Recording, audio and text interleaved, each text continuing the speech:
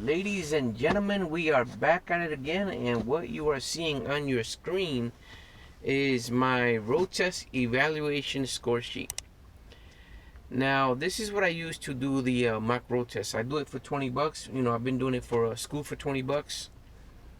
You know, just a pretend road test. You know, and this is how I do it, guys. So what you're looking at right here is how I score it. Let me show you from the beginning. It says road test evaluation. Now, there should be this 5 categories: leaving the curb, A, then B, turning in intersections, C, parking, backing, and U-turn, D, driving in traffic, and the last one is number 5. Well, E, vehicle control. And this is how they score you on the road test, guys. Now, just keep in mind that at the end of the road test, you will not get the your results. They give you a little card, you know, telling you to log in. It has a website. I made a video about it, so you can go check that out. But here we go. Like, let's say I'm out with a student driver and he's taking a mock road test. You know, just like a pretend road test, you know. So leaving the curb. Let's say he's leaving the curb. Let's say he fails to observe. I'm gonna go ahead and give him 10 points.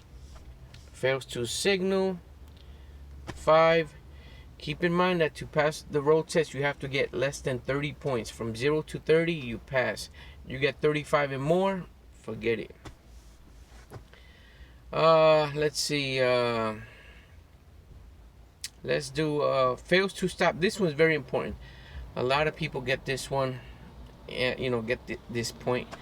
People fail to stop near the center of the intersection when waiting to make a left turn. Remember, you got to pass that line, that last stop line. You got to pass it when you have the green light and you're waiting to make a left turn. So let's say student driver does that one, fails to stop near intersection. I'll give him 10 points. Turns wide or short right. Let's give him 5 points there. Let's keep going here. Let's see. Unable to park properly. Let's say he can't park. Okay, unable to park properly. Let's give him 15 points. Forget it. I'm not going to continue doing the road test.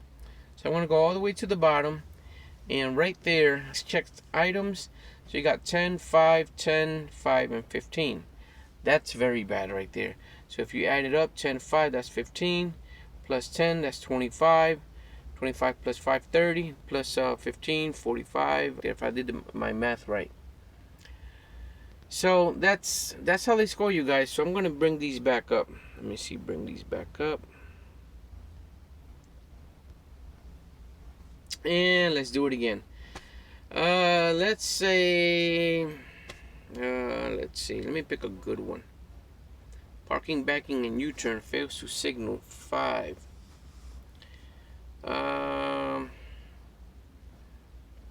Let's see. Follows too closely, and that's spelled wrong right there. It should be T-O-O. I could fix it right now, but I'm not. I'll do that later. Actually, I can do it right now. There you go. All right. So follows too closely. Let's do tempo. You know, you're tailgating. Let's say that's all that the person gets. There you go. That's at the bottom here. It says 5, fails to signal, and falls too closely. That's 15 points. Did he or she pass? Yes, 15 points. Let me go ahead and start all over. Now, I'm going to show you something, guys. For parking, where is it at? Parking, backing, and U-turn. I had a student took the road test. He was an excellent driver. But he had issues with parking. This is what they did. They gave him unable to park properly, 15 points. That's all he got. Do you think he passed the road test? That's all he got, 15 points. What do you think? Did he pass the road test? He did. Even though he was not able to park properly, they gave him 15 points. That's under 30. That's passing. So that's basically it, guys. This is the whole thing here. Let me just read it. Leaving curb, fails to observe, 10 points. Fails to signal, 5. Uses mirror only, fails to check blind spot, 5. And that is for leaving the curb. B, turning in intersections, poor judgment approaching or at intersections. Speed, turning, stopping, observing or signal, 10 points. Fails to stop near center of intersection when waiting to make a left turn, 10 points.